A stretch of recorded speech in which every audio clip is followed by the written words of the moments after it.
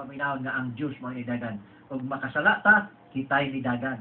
Kitay nagpahilayo sa Dios kay ang Dios permanenteng naa sa nagpabiling nagmatiman faithful sa iyahang sugo. Mark 13:31, heaven and earth will pass away, but the word of God will never pass away. Naagi na kanunay diha. Mura nga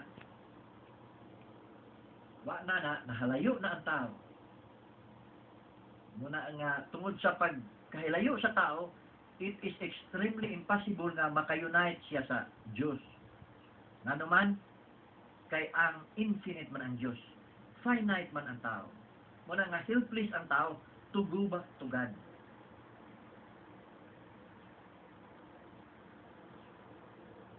Maglisod na siya bisan pag tanang tao sa tibuok kalibutan magpalansang, maglisod yun siya o balik ngadto sa Dios.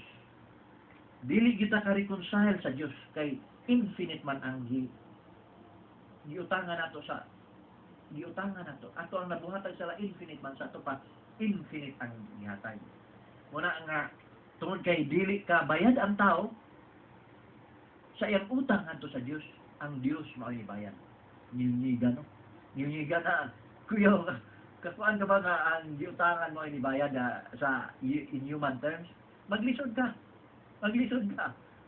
kay mangutang ka na pautang gani ka, ikaw pang giutangan mo kuan, ikaw mo giutangan nga ikaw pa'y sawayon, ikaw pa'y kapautang, ikaw pa'y sawayon. Wala karon in human terms. Pero ang Dios, siya yung nautangan, siya may dibayan.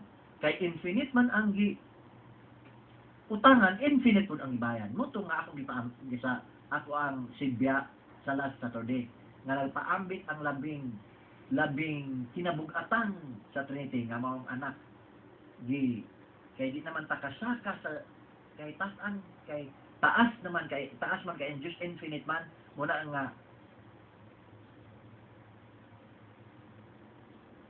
ang pakig-uli tali sa Diyos o sa tao, dili na kaya sa tao nga makig-uli back to God. Muna nga ang Diyos mo ini-initiate. Kaya di man kapag siguli ang tao sa iyang kaugalingon ngadto sa Diyos, ang Diyos maoy nagpagsiguli tali sa Diyos o ngadto sa tao, pinagi sa iyang anak. Asa mabasa? John 3:16. For God so loved the world that He gave His only begotten Son, that he who believes in Him may not die but have eternal life. Believe. Muna nga, believe. Inom naman ito he who believe in Him may not die but have eternal life. Believe in this context, John 3:16, is to accept. Kay naiuban nga, tuulang, karon luwas ka na. Naray pagtulunan na, daghang kayo.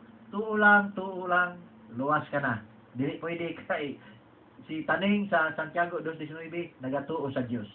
Unya gibutang pag dito very emphatic, nagaturog pa si Satanas. Nagatuo siya sa Dios, nagaturog pa. Kaya nagaturog. Kita gid si kurog.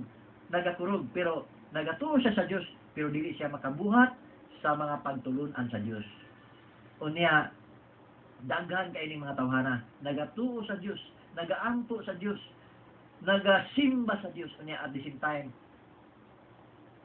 nagahimo og mga kalihukan contrary sa pagtulunan sa Dios. Daga na, bato-bato sa langit, ang tamaan di magalit, may bawaan mo nga, kuan sa mga politicals, private or public governments, sa mga under-dated rules, sa mga lamisa dito sa mga kanang basta lagi kanang magpaluab ka og mga kanang mga agency, kanang government agencies, pastilan mag-uul ka og mga sakiton kasi atekiyo ka diha sa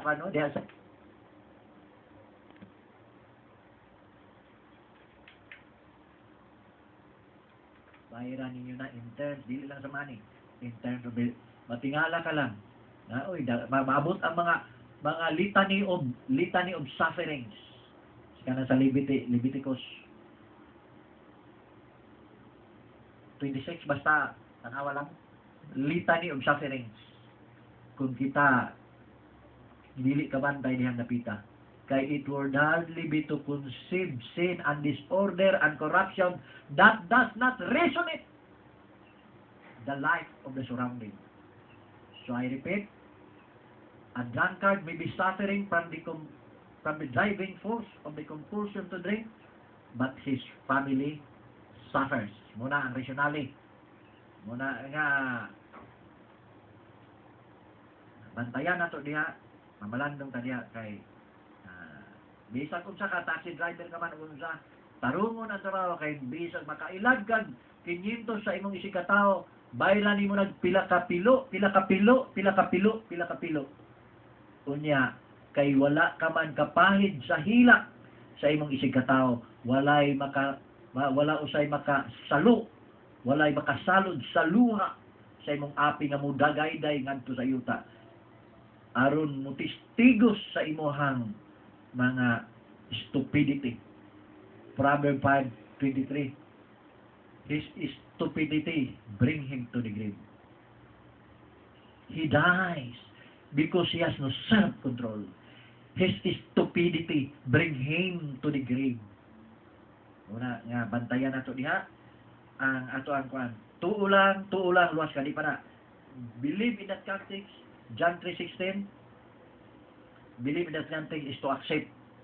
Dawato nato ang si Kristo nga ni-offer kay mo man ang isin sa pakiguli. Lisod man kay ang kontrata sa pagkaguli kung walay pagdinawatay. Usbon man ko lisod kay ang kontrata sa pagkiguli kung walay pagdinawatay kay ang isin sa pagkiguli is pagdinawatay. Muna dawaton ang Dios pinaagi sa iyang pagtulunan. Muna nga si Satanas nagatuo sa Dios pero di makadawat siya pagtulunan. Muna nga may paghiyo sa tali sa Dios ni Satanas. Kay nityon na ni Satanas di siya kabuhat sa pagtulunan sa Dios. Muna nga Maria Ragunag kuan. Pag kuan gud kining kasal, kanang kasal kontrak man na. Muna nga pangutanon sa pare, ikaw Pedro, gidawat mo ba si Petra nga may mong kapika sa imong kinabuhi? Unsay tubag ni Pedro? Dugay na dre. Dugay na. Love at first sight, God. Love at first sight, God. Dili ba na ikaw na ako na nanggi. Karang iba po na. Dili ba na love at first sight? Ato ba, I do. Ang uban, I did. Kaya, nauna ang honeymoon, usa sa kasal. Nauna ang honeymoon, usa sa kasal. Wala nga, I did. Wala nga, si Petra sad. Ikaw Petra, gidawat mo si Pedro, nga mahimong kapikas yung kinabuhi. Dugay na dre. Love at first sight, God.